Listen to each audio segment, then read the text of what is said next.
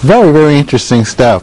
Before the clip, you were talking about working with some of the great minds in science and consciousness. Could you go more into that? I wanted to hear more or explore more of the kind of people that you work with. Well, people like Ram Dass, and thankfully that was a little bit of a challenge because, you know, he had a stroke.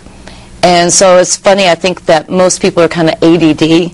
And so to really do a profound program with him, I had to like edit him down because with the stroke he talks really slow. But I didn't want to do it too much because I think you really have to get into the inner world of the person that you're really relating to. And I remember a beautiful quote that I heard him say once, that when he was younger, he was really into the fact he was really smart, and now he just likes to listen to the wind blow through the trees. Oh, okay. So it's just a kind of a different, you know, shift for, you know, people like him. Now, I wanted to talk a little bit. A lot of people have vivid discussions about the role of science and religion. What are your views on that? Are they separate issues? Are they interrelated? How do you feel about that? Well, that's one of the things that this program gets into, that Peter Russell says, that I agree with totally, that science really backs up spirituality, that the further you go, the more that you see that one really supports the other.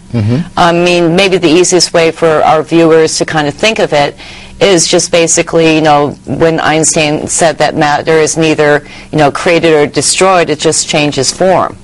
So when you really look at what is the soul, you know, what is the energy of a person, you can really back most of this up with science. And, you know, I got a great award last year from IONS. I got the Woman of Spirit Award. Yeah, and I was going to mention that. Yeah, Edgar Mitchell, I mean, he wasn't really a spiritual guy until he went out into outer space, and that's when he had a real spiritual experience. And Peter Russell started off as an Oxford scholar that you'll see in this film, or if you read any of his books, and he felt that just science alone didn't explain everything.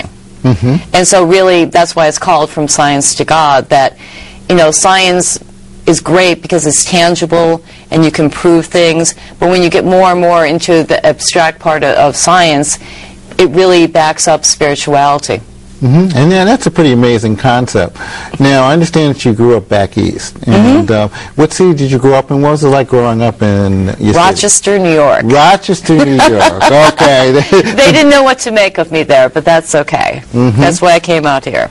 I see. And when did you first decide that you were going to get into producing films?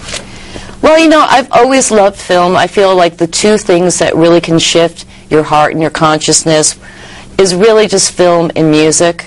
And so ever since I was a young girl, I was just fascinated watching movies. And, you know, originally I was an actress, and I was with a touring company, and I did some modeling. And, you know, I thought that that was my path. But I think kind of the universe has its own plan for itself. Like, people ask me how I've gotten into some of the things I've done, and it just kind of seemed like I was led, like, why am I a spiritual filmmaker? I mean, sometimes I just say, well, it's because I just need to really focus on this. I must be an idiot, because people are like, oh, I love your films. I'm like, great, be a producer. You can watch the same film over and over and over again. So if I didn't get the spiritual message the first time, I'll have ended up hearing it like thousands of times, so I can usually repeat most of my films word for word along with them. That seems like it goes with the territory. It does. I mean, because once you're in post-production, I mean, it's over and over, you know, to really polish it.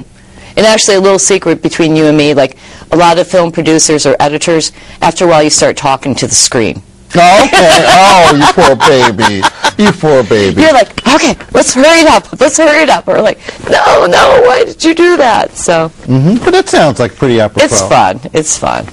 Now, you mentioned the whole process of putting together a film. The worst of it, like looking at a film over and over again. What are the best parts about making a film or producing a film?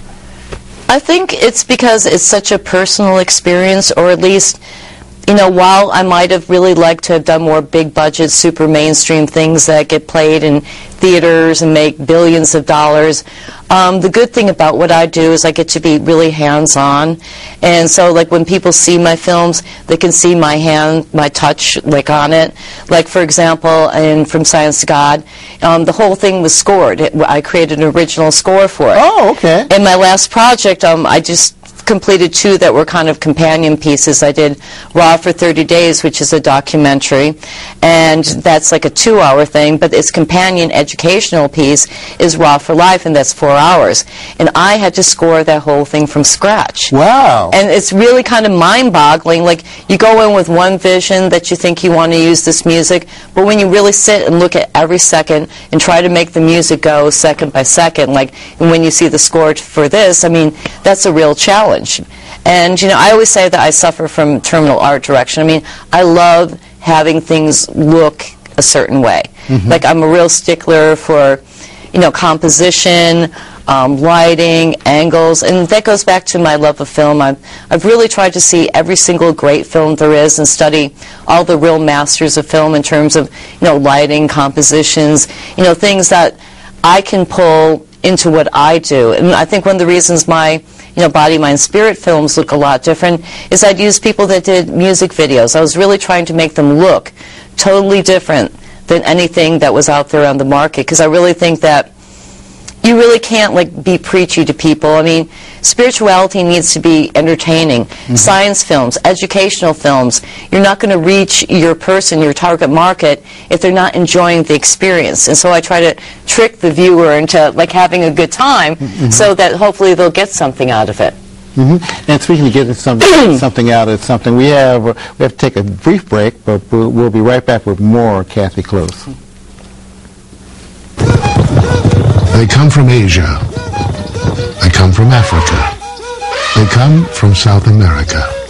This year, the Zoological Society of San Diego celebrates its 80th birthday at the San Diego Zoo and the San Diego Wild Animal Park. You can join the celebration by becoming a member of the Zoological Society. Because while our animals come from every continent on Earth, the support they need comes from you.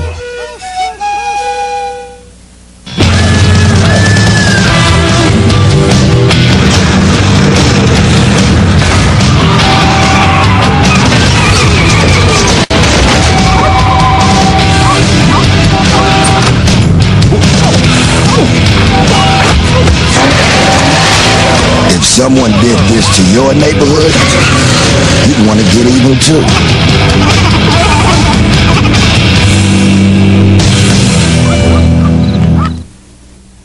Hi, welcome back to People You Should Know. I'm sitting here with a stunning filmmaker, Kathy Close. I wanted to talk to you about Raw for, I'm sorry, what was the name of it? Well, I did 2 projects simultaneously. One is Raw for Life, and that's a documentary, and the other is Raw for 30 Days. Oh, okay.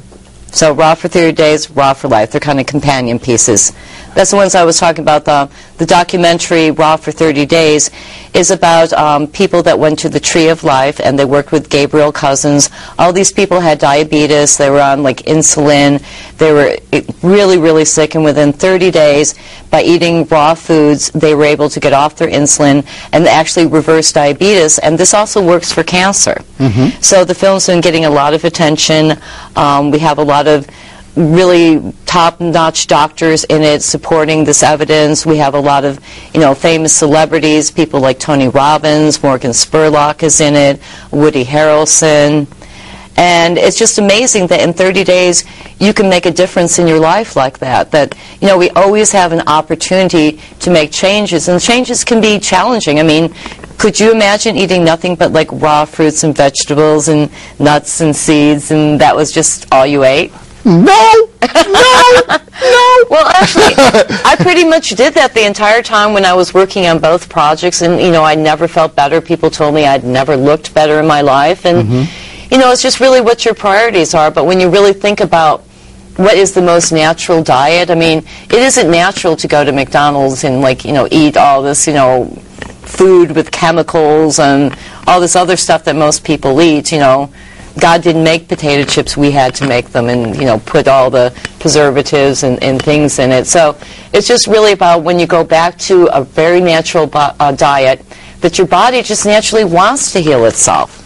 So it's worked with cancer, it works with diabetes in just 30 days.